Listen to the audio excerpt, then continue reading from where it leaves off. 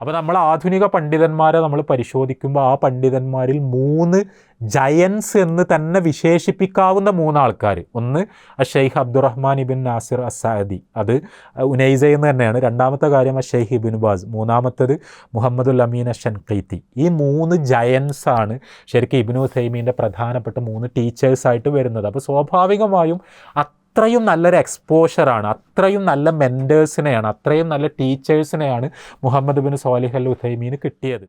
ഉനൈസക്കാരെല്ലാവരും കൂടി ഈ പള്ളിയുടെ, ഉനൈസയിലെ വലിയ പള്ളിയുടെ നേതൃത്വം അത് ഇബ്നു ഉസൈമീനെ ഏൽപ്പിക്കുകയാണ്. പിന്നെ നമ്മൾ ഇബ്നു ഉസൈമീനെ കാണുന്നത് മരിക്കുന്നത് വരെ ഉനൈസയിലെ ഒരു മത പ്രവർത്തനങ്ങൾക്കൊക്കെ നേതൃത്വം കൊടുക്കുന്ന ഉനൈസക്കാരുടെ ഒരു നേതാവ്, അവരുടെ ഒരു ഷെയ്ഖ്, ആ പള്ളിയുടെ കാര്യങ്ങൾ മുന്നോട്ട് കൊണ്ടുപോകുന്ന ഒരു പണ്ഡിതൻ എന്നുള്ള നിലക്കാണ് നമ്മൾ അദ്ദേഹത്തെ കാണുന്നത്. അവിടെ അദ്ദേഹത്തിൻ്റെ ദർസുകൾ നടക്കുന്നു, ഉനൈസ കേന്ദ്രീകരിച്ച് പല രീതിയിലുള്ള പ്രവർത്തനങ്ങൾ നടക്കുന്നു.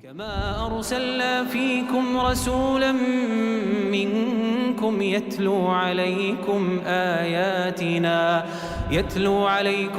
آياتنا ويزكيكم ويعلمكم الكتاب والحكمة ويعلمكم ما لم تكونوا تعلمون. السلام عليكم ورحمة الله وبركاته. بسم الله الرحمن الرحيم. الحمد لله رب العالمين والصلاة والسلام على رسوله الأمين وعلى آله وأصحابه أجمعين. أما بعد. പ്രിയപ്പെട്ട കൂട്ടുകാരെ, നമ്മൾ ഇസ്ലാമിക പ്രവർത്തന രംഗത്ത് പ്രവർത്തിക്കുമ്പോൾ നമ്മൾക്ക് ഊർജവും പ്രചോദനവും മാർഗദർശനവുമൊക്കെ ആകുന്ന ഒരു മഹാപണ്ഡിതൻ്റെ ജീവിതത്തെക്കുറിച്ചാണ്, സംഭാവനകളെക്കുറിച്ചാണ് ഇന്ന് നമ്മൾ സംസാരിക്കാൻ ഉദ്ദേശിക്കുന്നത്. നമ്മൾ മുഹമ്മദുർ റസൂലുള്ളാഹ് എന്ന തീമിൽ റസൂലുള്ളാഹി സ്വല്ലല്ലാഹു അലൈഹി വസല്ലമയെക്കുറിച്ച് പല രീതിയിലുള്ള അവതരണങ്ങൾക്ക് വേണ്ടി, പഠനങ്ങൾക്ക് വേണ്ടി, ചർച്ചകൾക്ക് വേണ്ടി നമ്മൾ ശ്രമിച്ചുകൊണ്ടിരിക്കുകയാണ്. റസൂലുള്ളാഹി സ്വല്ലല്ലാഹു അലൈഹി വസല്ലം ഒരിക്കൽ പറഞ്ഞതായി നമുക്ക് കാണാൻ കഴിയും. വളരെ പ്രസിദ്ധമായ ഹദീസാണ്. പ്രവാചകന്മാരിൽ നിന്ന് നിങ്ങൾ അനന്തരമെടുക്കുന്നത് ദീനാറോ ദിർഹമോ അല്ല. നമ്മൾ സാധാരണ അനന്തരാവകാശം എന്ന് പറയും. ഒരാൾ മരിച്ചാൽ അയാളുടെ സ്വത്തിൽ നിന്ന് മറ്റുള്ളവർ, ആ സ്വത്ത് മറ്റുള്ളവർക്ക് അവകാശപ്പെട്ടതാണ്, മറ്റുള്ളവരാണ് പിന്നെ ആ സ്വത്ത് എടുക്കുന്നത്. അപ്പോൾ ആ സ്വത്ത് എന്ന് പറയുമ്പോൾ നമ്മളുടെ മനസ്സിൽ സ്വാഭാവികമായിട്ടും ഉണ്ടാകുക എപ്പോഴും പൈസ അല്ലെങ്കിൽ സ്ഥലം, വേറെ വസ്തുവകകൾ, ഇങ്ങനത്തെ കാര്യങ്ങളാണ്. അപ്പോൾ സാധാരണ നിലക്കൊരു മനുഷ്യൻ മരിച്ചാൽ അയാളുടെ സ്വത്ത് അനന്തരമെടുക്കുക, ബാക്കിയുള്ളവർ ആ സ്വത്ത് ഉപയോഗിക്കുക എന്ന് പറഞ്ഞാൽ ഇതൊക്കെയാണ്. നബി സല്ലല്ലാഹു അലൈഹി വസല്ലം പറയുന്നുണ്ട്, പ്രവാചകന്മാരുടെ അനന്തര സ്വത്ത് എന്ന് പറഞ്ഞാൽ ദീനാറും ദിർഹമൊന്നും അല്ല, പൈസ അല്ല, ഭൗതികമായ വസ്തുവകകളല്ല, മറിച്ച് ഇൽമാണ്, അവർ പഠിപ്പിച്ചു തന്ന അറിവാണ്. അപ്പോൾ പണ്ഡിതന്മാരാണ് പ്രവാചകന്മാരുടെ അനന്തരാവകാശികളായി തീരുന്നത്. കാരണം ആ അറിവിനെ അനന്തരമെടുക്കുന്നത് അവരാണ്. ഒരു പ്രവാചകൻ മരിക്കുമ്പോൾ ആ പ്രവാചകൻ ഭൂമിയിൽ വിട്ടേച്ചു പോകുന്ന അറിവാകുന്ന മഹാസമ്പത്തിനെ, അതിനെ വളരെ ശ്രദ്ധയോടുകൂടി പകർത്തിയെടുക്കുന്ന, അത് പഠിക്കുന്ന, അത് സംരക്ഷിക്കുന്ന ദൗത്യം നിർവഹിക്കുന്നത് കൊണ്ട് പണ്ഡിതന്മാർ പ്രവാചകന്മാരുടെ അനന്തരാവകാശികളാകുന്നു എന്ന് റസൂലുള്ളാഹി സ്വല്ലല്ലാഹു അലൈഹി വസല്ലം പറഞ്ഞ കാര്യം വളരെ പ്രസിദ്ധമാണ്. അതുകൊണ്ട് തന്നെ പണ്ഡിതന്മാർ എന്ന് പറഞ്ഞാൽ ഒരു നിലക്ക് നമ്മൾക്കറിയാം, നമ്മൾക്ക് അള്ളാഹുവിനെ ഇബാദത്തെടുക്കണമെങ്കിൽ, നമ്മൾക്ക് സ്വർഗത്തിലെത്തണമെങ്കിൽ, നരകത്തിൽ നിന്ന് രക്ഷപ്പെടണമെങ്കിൽ നമ്മൾക്ക് ആവശ്യമുള്ള അറിവുകൾ, ആ അറിവുകളാണ് റസൂലുള്ളാഹി സ്വല്ലല്ലാഹു അലൈഹി വസല്ലം നമ്മൾക്ക് വേണ്ടി വിട്ടേച്ചു പോകുന്നത്.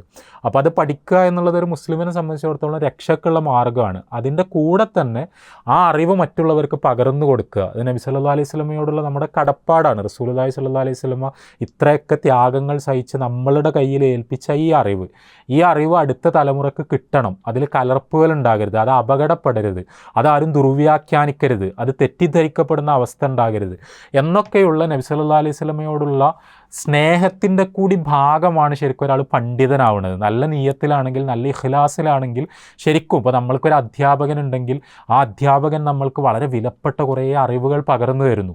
ഇത് ഒരു തലമുറയിൽ തന്നെ അവസാനിച്ചു പോകരുത്, അടുത്ത തലമുറക്ക് ഇത് കിട്ടണം എന്നൊരു തീരുമാനം ഒരാൾ എടുക്കുമ്പോൾ അത് ആ അധ്യാപകനോടുള്ള ഹുബ്ബ് കൂടിയാണ്.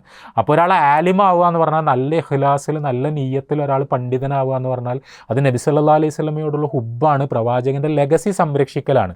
അപ്പോൾ അതുകൊണ്ടാണ് നമ്മൾ ഉലമാക്കളുടെ ജീവചരിത്രം നമ്മൾ പരിശോധിക്കാൻ ശ്രമിക്കുന്നതും പഠിക്കാൻ ശ്രമിക്കുന്നതും നമ്മൾക്ക് വലിയ രീതിയിൽ നമ്മൾക്ക് അതിൽ നിന്ന് വലിയ പ്രചോദനങ്ങൾ കിട്ടും, ആവേശം കിട്ടും, നമ്മൾക്ക് സ്വയം ദീനിയായ ഇൽമുകൾ പഠിക്കാനുള്ള വലിയൊരു മോട്ടിവേഷനായി അത് മാറും എന്നുള്ള നിലക്കാണ്. നമ്മൾ ആധുനിക കാലഘട്ടത്തിൽ നമ്മൾ നോക്കുമ്പോൾ ഒരു 20-ാം നൂറ്റാണ്ട് നമ്മൾ പരിശോധിക്കുമ്പോൾ അതിലേറ്റവും നമ്മൾക്കൊരു സ്കോളർലി ജയൻറ്റ് എന്നൊക്കെ പറയാൻ പറ്റുന്ന ഇസ്ലാമിക പാണ്ഡിത്യത്തിൻ്റെ രംഗത്തേക്ക് കടന്നു വന്ന പണ്ഡിതന്മാരിൽ ഏറ്റവും ഉന്നത ശീർഷരായ പണ്ഡിതന്മാരിൽ ഒരാളാണ് ഷെയ്ഖ് മുഹമ്മദ് ഇബിൻ സ്വാലിഹ് അൽ ഉസൈമീൻ എന്നറിയപ്പെടുന്ന മുഹമ്മദ് ഇബിൻ സ്വാലിഹ് ആൽ ഉസൈമീൻ കുടുംബത്തിൽപ്പെട്ട ആളാണ്. അദ്ദേഹത്തെയാണ് നമ്മൾ സാധാരണ ചുരുക്കി ഷെയ്ഖ് ഇബ്നു ഉസൈമീൻ നമ്മൾ പറയാറുള്ളത്. ഷെയ്ഖ് ഇബ്നു ഉസൈമീൻ എന്ന് നമ്മൾ പറയും റഹ്മത്തുള്ളാഹി അലൈഹി.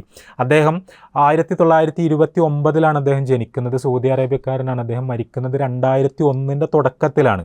അപ്പോൾ 1929 ജനിച്ച് 2001 തുടക്കത്തിൽ മരിച്ച ഒരാൾ എന്ന് പറഞ്ഞാൽ അദ്ദേഹം റീസെൻ്റാണ്, അതായത് വളരെ മുമ്പ് കാലത്ത് ജീവിച്ച ഒരാളല്ല. നമ്മൾക്കൊക്കെ പെട്ടെന്ന് റിലേറ്റ് ചെയ്യാൻ പറ്റുന്ന നമ്മളുടെ തൊട്ട് മുമ്പത്തെ നൂറ്റാണ്ട്. അദ്ദേഹം മരിച്ചിട്ട് ഏതാണ്ട് 25 കൊല്ലം, അതായത് ഒരു 1/4 നൂറ്റാണ്ട് മുമ്പ് മരണപ്പെട്ടു പോയൊരു മനുഷ്യനാണ്. അതുകൊണ്ട് തന്നെ വളരെ വിദൂരതയിലുള്ളത്, നമ്മൾ ഇബ്നു തൈമിയ എന്നൊക്കെ പറയുമ്പോഴുള്ളതുപോലെ നൂറ്റാണ്ടുകൾക്ക് മുമ്പുള്ള നമ്മളുടേതിൽ നിന്ന് വളരെ വ്യത്യസ്തമായ കാലത്ത് ജീവിച്ചൊരു പണ്ഡിതനല്ല. നമ്മൾക്കൊക്കെ ജീവിച്ച് പരിചയമുള്ള ഒരു കാലഘട്ടത്തിൽ ഒരു സ്ഥലത്ത് അതേപോലുള്ള സാഹചര്യങ്ങളിൽ ജീവിച്ച ഒരു പണ്ഡിതനാണ്. അതുകൊണ്ടാണ് നമ്മൾ വളരെ ആധുനികനായ പണ്ഡിതനാണ്. അദ്ദേഹം സൗദി അറേബ്യക്കാരനാണെന്ന് പറയുമ്പോൾ സൗദി അറേബ്യയിൽ അൽ ഖസീം എന്ന് പറയുന്ന ഒരു പ്രോവിൻസ് ഉണ്ട്. അൽ ഖസീം നിങ്ങൾ കേട്ടിട്ടുണ്ടാകും. സൗദിയിലെ വളരെ പ്രധാനപ്പെട്ട ഒരു പ്രോവിൻസാണ് സൗദി അറേബ്യ എന്ന് പറയുമ്പോൾ നമുക്കറിയാമല്ലോ. അവിടെ ഉണ്ടായ ഈ തൗഹീദിലേക്കും സുന്നത്തിലേക്കുമുള്ള ക്ഷണം. ഇപ്പോൾ ഷെയ്ഖ് മുഹമ്മദ് ബിൻ അബ്ദുൽ വഹാബ് നമ്മൾക്കറിയാം. ഈ മുഹമ്മദ് ബിൻ അബ്ദുൽ വഹാബിൻ്റെ ദഅവത്തിന് വളരെ വലിയ സ്വാധീനം ഉണ്ടായൊരു പ്രോവിൻസാണ് ശരിക്കും അൽ ഖസീം എന്ന് പറയുന്നത്. നിങ്ങൾ സൗദികളെ പലതരത്തിലുള്ള സൗദികളെ നിങ്ങൾക്ക് കാണാൻ പറ്റും. ഈ അവിടെ ഉണ്ടായ ഇസ്ലാമിക നവോത്ഥാനം, ആ ഇസ്ലാമിക നവോത്ഥാനം സാധാരണ ജനങ്ങൾക്കിടയിലേക്ക് ഏറ്റവും അധികം ആഴ്ന്നിറങ്ങിയ ഈ തൗഹീദിൻ്റെയും സുന്നത്തിൻ്റെയും ഒക്കെ സരളമായ മതപാഠങ്ങൾ, ആ മതപാഠങ്ങൾ ഏറ്റവും സജീവമായി നിലനിൽക്കുന്ന ഒരു ജനസമൂഹം, ആ ജനസമൂഹം അധിവസിക്കുന്ന ഒരു പ്രദേശമാണ് ശരിക്കും അൽ ഖസീം എന്ന് പറയുന്നത്. പൊതുവിൽ ദീനിയായ, അതായത് മതബോധത്തിന് പേര് കേട്ട അറബികളാണ് ശരിക്കും അൽ ഖസീമിലെ അറബികൾ. ആ അൽ ഖസീമിലെ ഒരു സ്ഥലമാണ് ഉനൈസ എന്ന് പറയുന്നത്. ഈ ഉനൈസ എന്ന് പറയുന്ന പ്രദേശത്തുകാരനാണ്, ആ നാട്ടുകാരനാണ് നമ്മൾ പറയുന്ന ഷെയ്ഖ് മുഹമ്മദ് ഇബിൻ സ്വാലിഹ്. അദ്ദേഹം അവിടെയാണ് ജനിക്കുന്നത്, അവിടെ തന്നെയാണ് അദ്ദേഹം ജീവിക്കുന്നതും. അദ്ദേഹത്തിൻ്റെ ജീവിതത്തിൻ്റെ സിംഹഭാഗവും അദ്ദേഹം അവിടെ തന്നെയാണ് ചെലവഴിക്കുന്നത്. അവിടെ കേന്ദ്രീകരിച്ചുകൊണ്ട് തന്നെയാണ് അദ്ദേഹത്തിൻ്റെ പ്രവർത്തനങ്ങളൊക്കെ മുന്നോട്ട് പോകുന്നത്. അദ്ദേഹം യാത്രകൾ ചെയ്യാറുണ്ടായിരുന്നു, വേറെ സ്ഥലങ്ങളിൽ പോകാറുണ്ടായിരുന്നു. പക്ഷേ എപ്പോഴും അവിടെ തന്നെ ബേസ് ചെയ്തുകൊണ്ടാണ്, ഉനൈസയിൽ തന്നെ കേന്ദ്രീകരിച്ച് നിന്നുകൊണ്ടാണ്, അദ്ദേഹത്തിൻ്റെ ജന്മനാട്ടിൽ തന്നെ ഭൂരിഭാഗം സമയവും ചെലവഴിച്ചുകൊണ്ടാണ് അദ്ദേഹത്തിൻ്റെ പ്രവർത്തനങ്ങൾ നടന്നത് നമുക്ക് കാണാൻ പറ്റും. 1929 അദ്ദേഹം ജനിക്കുന്നു എന്ന് പറയുമ്പോൾ നമുക്കറിയാം ഷെയ്ഖ് ഇബിൻ ബാസിനെ പറ്റി നമ്മൾ നേരത്തെ ഒരു വീഡിയോ ചെയ്തിരുന്നു. ഇബിൻ ബാസ് എന്ന് പറയുമ്പോൾ ഇബ്നു ഉസൈമീനേക്കാൾ ഒരു 16 വയസ്സൊക്കെ അല്ലെങ്കിൽ ഒരു 17 വയസ്സ് കൂടുതലുണ്ടാവും. അതാണ് അവർ തമ്മിലൊരു ഏജ് ഡിഫറൻസ് പറഞ്ഞാൽ. ഇബ്നു ഉസൈമീൻ കുറച്ച് ജൂനിയറാണ്, ഇബിൻ ബാസിനെ അപേക്ഷിച്ച് കുറച്ചൊന്ന് ജൂനിയറാണ്. അപ്പോൾ 1950കളുടെ തുടക്കം, നമ്മൾ അന്ന് നേരത്തെ ആ വീഡിയോ നേരത്തെ ആ ക്ലാസ്സിൽ നമ്മളിത് സൂചിപ്പിച്ചിരുന്നു. അതായത് ഇബ്നു ബാസിൻ്റെ നേതൃത്വത്തിൽ 1950കളുടെ 1950s തുടക്കം എന്ന് പറഞ്ഞാൽ സൗദി അറേബ്യയിൽ മതവിദ്യാഭ്യാസ രംഗത്ത്, മതപാണ്ഡിത്യത്തിൻ്റെ രംഗത്ത് വലിയ നവോത്ഥാനം നടന്നുകൊണ്ടിരിക്കുന്ന ഒരു സമയമാണ്.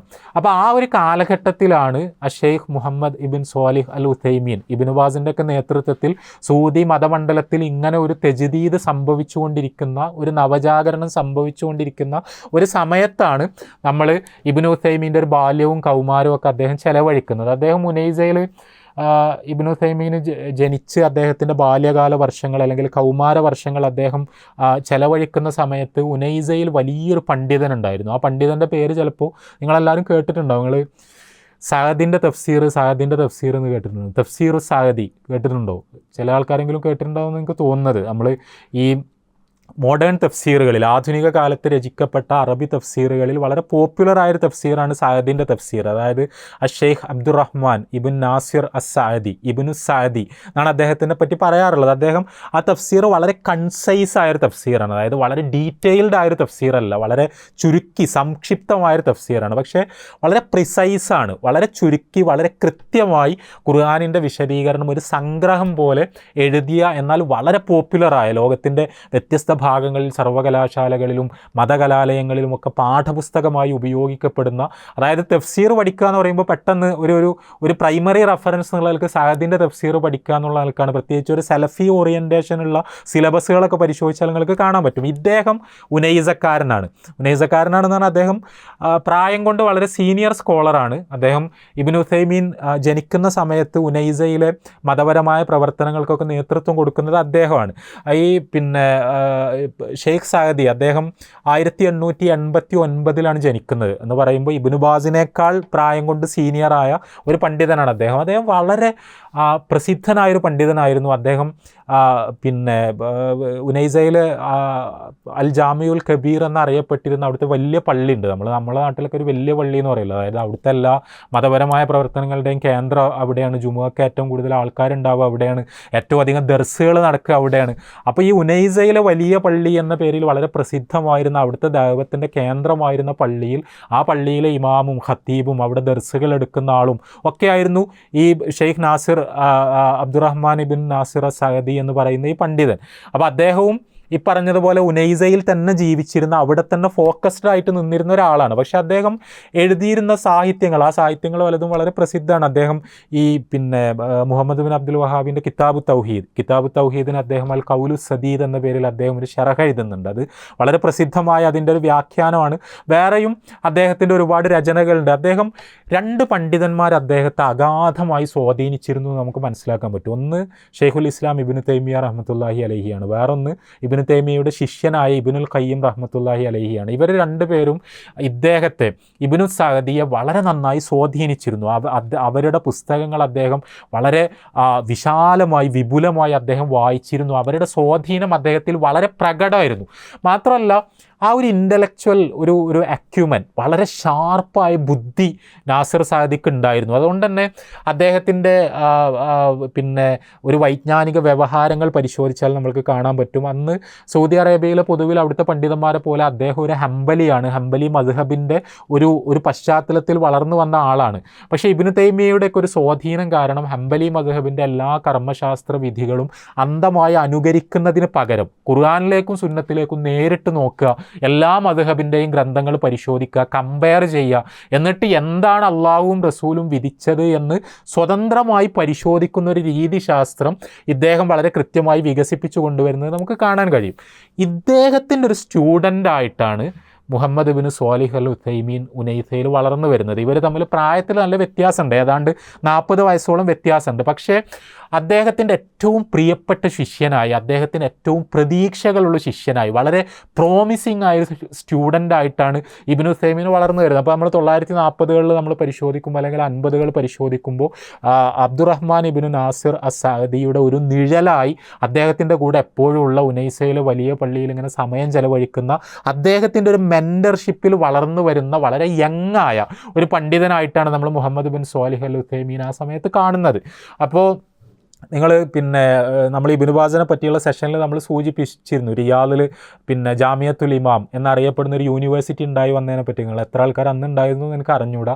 അത് സൗദി അറേബ്യയിലെ ഈ റിലീജിയസ് എഡ്യൂക്കേഷൻ്റെ പ്രധാനപ്പെട്ട ഒരു സെൻറ്ററായി വളർന്നു വന്ന ഒരു പാഠശാലയാണത്. അപ്പോൾ അത് ആദ്യം യൂണിവേഴ്സിറ്റി ആയിരുന്നില്ല, ഒരു കോളേജ് പോലുള്ളൊരു സ്ഥാപനമായിരുന്നു.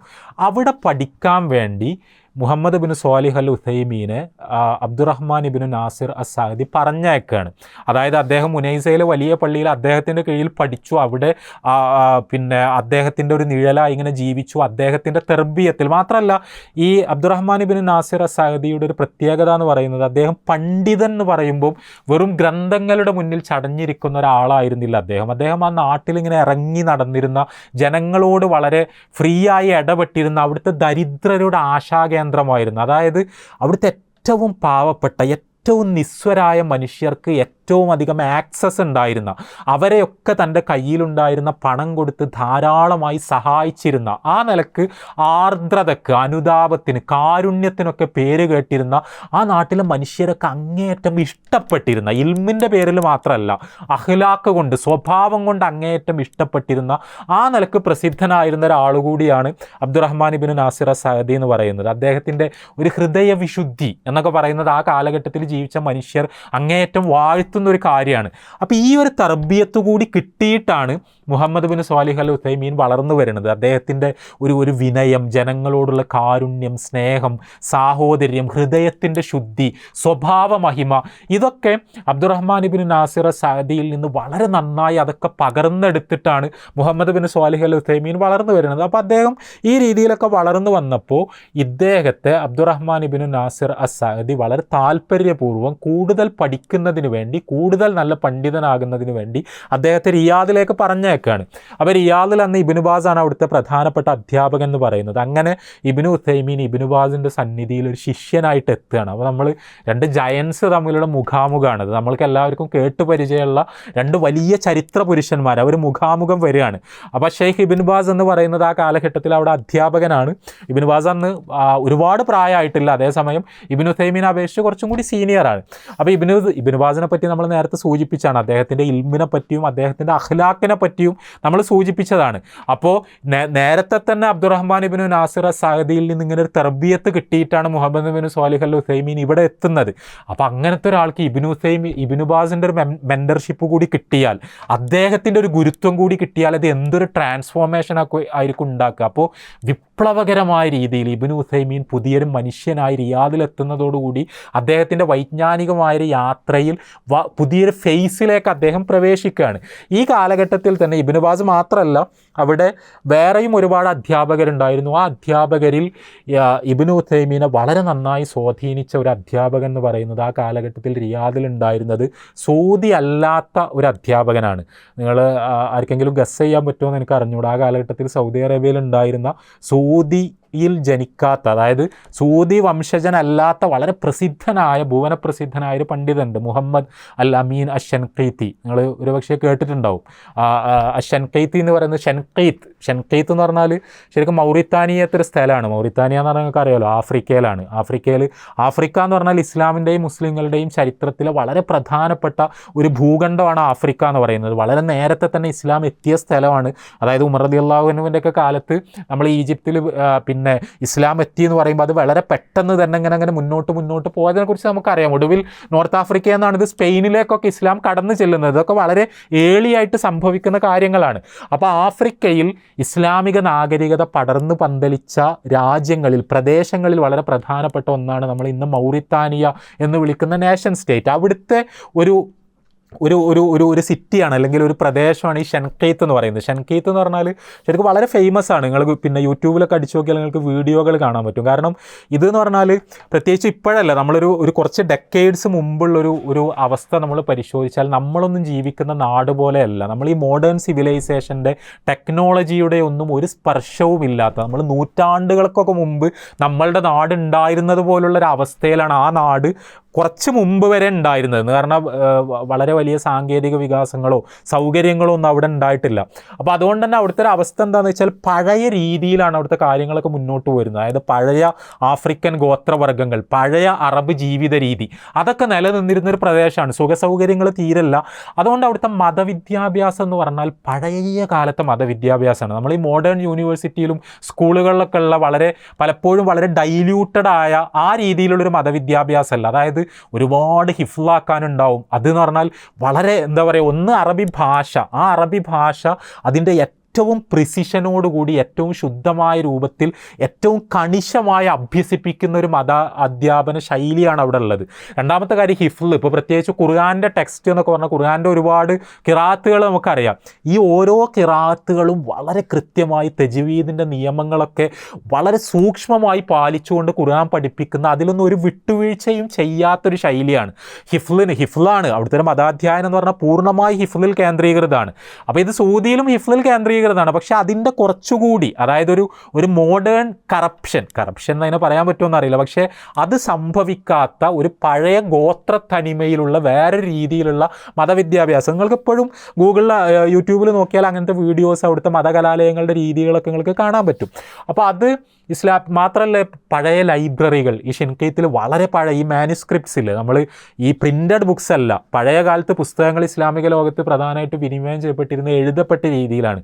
ഈ എഴുതപ്പെട്ട പുസ്തകങ്ങളുടെ കയ്യെഴുത്ത് പ്രതികൾ, ആ കയ്യെഴുത്ത് പ്രതികളുടെ വലിയ ശേഖരമുള്ള പഴയ ലൈബ്രറികളൊക്കെ ഉണ്ടായിരുന്ന ഒരു പ്രദേശമാണ്. പിന്നെ ഈ ഹജ്ജിനൊക്കെ പോകുന്ന സംഘങ്ങൾ, നമ്മൾ ഇപ്പോൾ ഈ ഹജ്ജ് കാലത്തേക്കാണല്ലോ നമ്മൾ കിടക്കുന്നത്. നമ്മൾ ഈ ഹജ്ജ് എന്ന് പറഞ്ഞാൽ അള്ളാഹുവിനോടുള്ള നമ്മളുടെ ഒരു കടമാണ്. നമ്മൾക്ക് അള്ളാഹുവിന് നമ്മളുടെ മുകളിലുള്ളൊരു അവകാശമാണ് ഹജ്ജ് എന്ന് നമ്മൾ പറയും. നമ്മൾ ഹജ്ജിന് പോകണം എന്നൊക്കെ പറയുമ്പോൾ നമ്മൾ ഈ വിമാനത്തിൽ കയറി ഹജ്ജിന് പോകണതിനെ പറ്റി നമ്മൾ പറയണത്. ഈ പഴയ കാലത്ത് ഈ ആൾക്കാർ വളരെ പ്രയാസപ്പെട്ട് മരുഭൂമിയിൽ ഒട്ടകത്തിൻ്റെ ഒക്കെ പുറത്ത് ഭൂഖണ്ഡങ്ങൾ താണ്ടിയിട്ടാണ് ഇവർ ഈ ഹജ്ജ് എന്ന് പറയുന്നൊരു നിർബന്ധ കർമ്മം ഒരു നിർവഹിക്കുന്നത്. അപ്പോൾ ഈ ഹജ്ജിന് പോകുന്ന സമയത്ത് കാരവൻസ് സ്റ്റോപ്പ് ചെയ്യുന്ന കുറേ സ്ഥലങ്ങളുണ്ടാവും. അതിൽ പെട്ടൊരു സ്ഥലമായിരുന്നു ഷെൻകീത്ത് എന്ന് പറയുന്നത്. എന്തായാലും ഈ മുഹമ്മദുൽ അമീൻ ഷെൻകീത്തി എന്ന് പറയുന്ന പണ്ഡിതൻ, അദ്ദേഹം ഈ പ്രദേശത്തുകാരനാണ്. അപ്പോൾ അവിടെ മതവിദ്യാഭ്യാസം കിട്ടി. അവിടെ മാലിക്കി മദ്ഹബാണ്. പൊതുവിൽ ആ പ്രദേശങ്ങളിലൊക്കെ മാലിക്കികൾ നമ്മുടെ നാട്ടിലും തീരെ ഇല്ലാത്തതാണ്. നമ്മൾ ഈ അറേബ്യൻ ഗൾഫുമായിട്ടുള്ള ബന്ധം കൊണ്ട് നമ്മൾ ഹംബലികളെ സാധാരണ നിലക്ക് കാണും. നോർത്ത് ഇന്ത്യ ആയിട്ടുള്ള ബന്ധം കൊണ്ട് നമ്മൾ ഹനഫികളെ ശരിക്കും കാണും. മാലിക്കികൾ എന്ന് പറഞ്ഞാൽ മാലിക്കി മദ്ഹബിൻ്റെ ഒരു പ്രധാനപ്പെട്ട കേന്ദ്രം എന്ന് പറയുന്നത് ആഫ്രിക്കയിലെ ഈ പ്രദേശങ്ങളാണ്. അപ്പോൾ മാലിക്കി മദ്ഹബിലും ഖുർആനിലും തഫ്സീറിലും ഒക്കെ അവിടുന്ന് കിട്ടിയ അത്രയും കണിശമായ മതവിദ്യാഭ്യാസത്തിലൂടെ ഒരു മഹാപണ്ഡിതനായി മാറിയ ആളാണ് ഷെയ്ഖ് മുഹമ്മദ് അൽ അമീൻ അഷൻഖീത്തി എന്ന് പറയുന്നത്. അപ്പോൾ അദ്ദേഹം സൗദി അറേബ്യയിൽ എത്തിയത് എങ്ങനെയെന്ന് വെച്ചാൽ അദ്ദേഹം ഹജ്ജിന് വേണ്ടി വരികയാണ്. അദ്ദേഹം സൗദിയിൽ താമസാക്കാൻ വേണ്ടി വന്നോന്നല്ല, ഹജ്ജിന് വേണ്ടി വന്നതാണ്. അപ്പോൾ ഇത് ഒട്ടകപ്പുറത്തുള്ള യാത്രയാണ്. നിങ്ങൾക്ക് പിന്നെ താല്പര്യം ഉണ്ടെന്നുണ്ടെങ്കിൽ നിങ്ങൾക്ക് ഇൻ്റർനെറ്റിൽ സെർച്ച് ചെയ്ത് നോക്കാം. അദ്ദേഹത്തിൻ്റെ ഹജ്ജ് യാത്രയെ പറ്റിയുള്ള വളരെ നമ്മൾക്കിങ്ങനെ രോമാഞ്ചം വരുന്ന തരത്തിലുള്ള ഒരുപാട് വിവരണങ്ങൾ, അക്കൗണ്ട്സ് നമുക്ക് കാണാൻ പറ്റും. കാരണം അദ്ദേഹം ഈ ഒട്ടകപ്പുറത്ത് കയറിയിട്ട് ഇങ്ങനെ മൗറിത്താനിയ എന്നാണ് അദ്ദേഹം വരുന്നത്. അദ്ദേഹം ഇങ്ങനെ കടന്നു പോകുന്ന രാജ്യങ്ങൾ, ഇതൊക്കെ ഒട്ടകപ്പുറത്താണ് അദ്ദേഹം കടന്നു പോകുന്ന രാജ്യങ്ങൾ. നമ്മൾ ഇന്നത്തെ മാപ്പ് എടുത്ത് വെച്ച് നോക്കിയാൽ മാലി, ഛാദ്, നൈജീരിയ, സൂദാൻ, ഈ പ്രദേശങ്ങളൊക്കെ ഇങ്ങനെ കടന്ന് ചെങ്കടൽ തീരത്തെത്തി അവിടുന്ന് പിന്നെ കടൽ മുറിച്ച് കടന്ന് അദ്ദേഹം ഹിജാസിലെത്തുകയാണ്. അപ്പോൾ അങ്ങനെ ഹജ്ജിനെത്തിയപ്പോൾ മക്കയിൽ വെച്ച് അദ്ദേഹം വളരെ യാദൃച്ഛികമായി മിനായിൽ വെച്ചോ മറ്റോ സൗദി അധികാരികളിൽപ്പെട്ട ചിലരുമായിട്ട് അദ്ദേഹം പരിചയപ്പെടുകയാണ്. അപ്പോൾ അവരിങ്ങനെ, ഇത് വളരെ നേരത്തെ സംഭവിക്കുന്ന കാര്യമാണ്. അപ്പോൾ അബ്ദുൽ അസീസ് രാജാവൊക്കെ ഉള്ള ഈ സൗദി ഇങ്ങനെ കെട്ടിപ്പടുക്കപ്പെട്ടുകൊണ്ടിരിക്കുന്ന ഒരു കാലമാണ്. അപ്പോൾ അദ്ദേഹത്തെ അവർ പരിചയപ്പെട്ടപ്പോൾ അദ്ദേഹത്തോട് സംസാരിച്ചപ്പോൾ അദ്ദേഹത്തിൻ്റെ അറിവും അദ്ദേഹത്തിൻ്റെ ഭാഷാപരമായ ശേഷിയും ഖുർആനിലുള്ള അദ്ദേഹത്തിൻ്റെ പ്രിസിഷനൊക്കെ കണ്ടിട്ട് ഇവരാകെ അസ്റ്റോണിഷ്ഡ് ആയിട്ട് അദ്ദേഹത്തോട് ചോദിക്കുകയാണ്, നിങ്ങൾക്ക് ഇവിടെ താമസാക്കിക്കൂടെ, സൗദി അറേബ്യയിൽ താമസാക്കിക്കൂടെ, നിങ്ങൾക്ക് ഇവിടെ ദീനിയായ അധ്യാപനം നടത്താം, അങ്ങയുടെ പാണ്ഡിത്യം ഞങ്ങൾക്ക് ഉപകാരപ്പെടും എന്നവർ പറഞ്ഞതിൻ്റെ അടിസ്ഥാനത്തിൽ അദ്ദേഹം പിന്നെ സൗദിയിൽ താമസാക്കുകയാണ്. അങ്ങനെയാണ് അദ്ദേഹം സൗദി അറേബ്യയിൽ എത്തുന്നത്. അപ്പോൾ സൗദി അറേബ്യയിൽ അന്നത്തെ സ്കോളേഴ്സിൻ്റെ നിരയിലേക്ക് എത്തിയ ഒരു നോൺ സൗദി ആണ് ഇദ്ദേഹം. അപ്പോൾ അദ്ദേഹം അവിടെ വന്നു, ഷെയ്ഖ് ഇബ്നു ബാസുമായിട്ട് പരിചയപ്പെടുന്നു. അദ്ദേഹം മദീനയിൽ അൽ മസ്ജിദുൻ നബവിയിൽ അവിടെ ക്ലാസ്സുകൾ തുടങ്ങുന്നു, ദർസുകൾ തുടങ്ങുന്നു, അവിടെ ശ്രദ്ധിക്കപ്പെട്ടു തുടങ്ങുന്നു. അപ്പോൾ ഈ സമയത്ത് റിയാദിൽ നമ്മളീ പറഞ്ഞ ഈ കോളേജ് ഉണ്ടായി വന്നുകൊണ്ടിരിക്കുന്ന സമയത്ത് ഇബ്നു ബാസ് ആവശ്യപ്പെട്ടതിൻ്റെ അടിസ്ഥാനത്തിൽ ഇബ്നു ബാസിൻ്റെ ഒരു കൊളീഗായിട്ട്, ഇബ്നു ബാസിൻ്റെ ഒരു സഹപ്രവർത്തകനായിട്ട് മുഹമ്മദ് അൽ അമീൻ ഷൻഖീത്തി, അദ്ദേഹത്തിൻ്റെ അൽവാഉൽ ബയാൻ എന്ന് പറയുന്ന തഫ്സീറുണ്ട്. ആ തഫ്സീർ വളരെ പ്രസിദ്ധമാണ്. ഈ ഖുർആൻ കൊണ്ട് തന്നെ വ്യാഖ്യാനിക്കുക എന്ന് പറയണ, നമ്മൾ പിന്നെ ഖുർആൻ കൊണ്ട് തന്നെ തഫ്സീർ കൊടുക്കുക എന്ന് പറയുന്നത് തഫ്സീറിൻ്റെ ഒരു ശൈലിയാണ്. ഒരു ഖുർആനായത്തിനെ വേറെ ഖുർആനായത്തുകൾ കൊണ്ട് വ്യാഖ്യാനിക്കുക, അങ്ങനെ വ്യാഖ്യാനിക്കുന്നൊരു ശൈലിയിൽ ഉള്ള തഫ്സീറാണ് അൽവാഉൽ ബയാൻ എന്ന് പറയുന്നത്. അപ്പോൾ ആ തഫ്സീറിൻ്റെ കർത്താവ് എന്നുള്ള നിലക്കും അദ്ദേഹം വളരെ പ്രസിദ്ധനാണ്. അദ്ദേഹത്തിൻ്റെ ഒരു ബ്ലഡ് ലൈൻ ഇപ്പോഴും സൗദി അറേബ്യ തന്നെ ഉള്ളത്. അദ്ദേഹം അവിടെ സെറ്റിൽഡായി. അദ്ദേഹത്തിൻ്റെ മക്കളിൽ ഒക്കെ പണ്ഡിതന്മാരുണ്ട്, ഇപ്പോഴും ജീവിച്ചിരിക്കുന്ന ആൾക്കാരുണ്ട്. എന്തായാലും ഇദ്ദേഹമാണ് മുഹമ്മദ് ബിൻ സ്വാലിഹ് അൽ ഉസൈമീൻ്റെ വേറെ ഒരു ടീച്ചർ. അതായത് റിയാദിൽ അദ്ദേഹത്തിന് കിട്ടിയ വേറൊരു ഗുരുനാഥൻ അദ്ദേഹമാണ്. അപ്പോൾ നമ്മൾ ആധുനിക പണ്ഡിതന്മാരെ നമ്മൾ പരിശോധിക്കുമ്പോൾ ആ പണ്ഡിതന്മാരിൽ 3 ജയൻസ് എന്ന് തന്നെ വിശേഷിപ്പിക്കാവുന്ന 3 ആൾക്കാർ. ഒന്ന് ഷെയ്ഖ് അബ്ദുറഹ്മാൻ ഇബിൻ നാസിർ അസ്സാദി, അത് ഉനൈസയെന്ന് തന്നെയാണ്. രണ്ടാമത്തെ കാര്യം ഷെയ്ഖ് ഇബ്നു ബാസ്, മൂന്നാമത്തത് മുഹമ്മദുൽ അമീൻ ഷൻഖീത്തി. ഈ 3 ജയൻസാണ് ശരിക്കും ഇബ്നു ഉസൈമീൻ്റെ പ്രധാനപ്പെട്ട 3 ടീച്ചേഴ്സായിട്ട് വരുന്നത്. അപ്പോൾ സ്വാഭാവികമായും അത്രയും നല്ലൊരു എക്സ്പോഷറാണ്, അത്രയും നല്ല മെൻറ്റേഴ്സിനെയാണ്, അത്രയും നല്ല ടീച്ചേഴ്സിനെയാണ് മുഹമ്മദ് ബിൻ സ്വാലിഹ് അൽ ഉസൈമീന് കിട്ടിയത്. അങ്ങനെ അദ്ദേഹം റിയാദിൽ പിന്നെ പഠിക്കുന്നു, അവിടുന്ന് വലിയ പണ്ഡിതനാകുന്നു. അതിനുശേഷം അദ്ദേഹം ഉനൈസയിലേക്ക് തന്നെ തിരിച്ചു വരുന്നു. അദ്ദേഹം ഉനൈസയിൽ പിന്നെ തിരിച്ചെത്തുന്നത് അദ്ദേഹം അബ്ദുറഹ്മാൻ ഇബ്നു നാസിർ അസ്സാദി അപ്പോഴും ജീവിച്ചിരിപ്പുണ്ട്. അദ്ദേഹം നാസിർ അസ്സാദിയുടെ ഒരു സഹപ്രവർത്തകനായി സഹകാരിയായി പ്രവർത്തിക്കുന്നു. അവർ 2 പേരും കൂടി ഉനൈസയിലെ ഈ പള്ളിയെ മുന്നോട്ട് കൊണ്ടുപോകുന്നു. അവിടുത്തെ ദഅവത്തും ജീവകാരുണ്യ പ്രവർത്തനങ്ങളൊക്കെ അദ്ദേഹം നിർവഹിക്കുന്നു. അതിൻ്റെ കൂടെ തന്നെ മുഹമ്മദ് ബിൻ സ്വാലിഹ് അൽ ഉസൈമീൻ പതുക്കെ ഇങ്ങനെ ഫേമസ് ആയി വരികയാണ്. കാരണം വലിയൊരു സ്കോളർ അദ്ദേഹം മുനൈസയിലുണ്ട്, അദ്ദേഹത്തിൻ്റെ ക്ലാസ്സുകൾ എന്ന് പറയുന്നത് അറിവിൻ്റെ വലിയ ശേഖരങ്ങളാണെന്ന് ആൾക്കാർക്ക് മനസ്സിലാകുമ്പോൾ സ്വാഭാവികമായിട്ടും ആൾക്കാർ അതിന് ചുറ്റും ഇങ്ങനെ തടിച്ചുകൂടുന്ന അവസ്ഥ ഉണ്ടാവുമല്ലോ. അപ്പോൾ ഇങ്ങനെയാണ് ഇത് സംഭവിക്കുന്നത്. എന്തായാലും കുറച്ച് കഴിഞ്ഞപ്പോൾ അധികമാവുന്നതിന് മുമ്പ് അബ്ദുറഹ്മാൻ ഇബ്നു നാസിർ അസ്-സഅദി മരണപ്പെടുകയാണ്. അപ്പോൾ മരണപ്പെട്ടപ്പോൾ സ്വാഭാവികമായിട്ടും അദ്ദേഹത്തിൻ്റെ ഏറ്റവും പ്രിയപ്പെട്ട ശിഷ്യൻ എന്നുള്ള നിലക്ക് ഇബ്നു ഉസൈമീൻ അന്ന് അദ്ദേഹത്തിൻ്റെ 20കളുടെ പകുതിയിലായിരിക്കും, ഒരു 25-26 വയസ്സൊക്കെ ഇബ്നു ഉസൈമീൻ ആ സമയത്തുള്ളൂ, നാസിർ അസ്-സഅദി മരണപ്പെടുന്ന സമയത്ത്. അപ്പോൾ അദ്ദേഹം മരണപ്പെട്ടപ്പോൾ ഉനൈസക്കാരെല്ലാവരും കൂടി ഈ പള്ളിയുടെ, ഉനൈസയിലെ വലിയ പള്ളിയുടെ നേതൃത്വം അത് ഇബ്നു ഉസൈമീനെ ഏൽപ്പിക്കുകയാണ്. പിന്നെ നമ്മൾ ഇബ്നു ഉസൈമീനെ കാണുന്നത് മരിക്കുന്നത് വരെ ഉനൈസയിലെ ഒരു മതപ്രവർത്തനങ്ങൾക്കൊക്കെ നേതൃത്വം കൊടുക്കുന്ന ഉനൈസക്കാരുടെ ഒരു നേതാവ്, അവരുടെ ഒരു ഷെയ്ഖ്, ആ പള്ളിയുടെ കാര്യങ്ങൾ മുന്നോട്ട് കൊണ്ടുപോകുന്ന ഒരു പണ്ഡിതൻ എന്നുള്ള നിലക്കാണ് നമ്മൾ അദ്ദേഹത്തെ കാണുന്നത്. അവിടെ അദ്ദേഹത്തിൻ്റെ ദർസുകൾ നടക്കുന്നു, ഉനൈസ കേന്ദ്രീകരിച്ച് പല രീതിയിലുള്ള പ്രവർത്തനങ്ങൾ നടക്കുന്നു. ഏതായാലും പിന്നെ ഇതാണ് ഇബ്നു ഉസൈമീൻ ഒരു സ്കോളറായി അദ്ദേഹം ഒരു ഫോർ ഫ്രണ്ടിലേക്ക് വരുന്നതിൻ്റെ ഒരു ബാക്ക്ഗ്രൗണ്ട് ഇൻഫർമേഷൻ ഇത്രയാണ്. മുഹമ്മദുർ റസൂലുള്ളാഹ് വല്ലദീന മഅഹു അശിദ്ദാഉ അലൽ കുഫാരി റഹമാഉ ബൈനഹും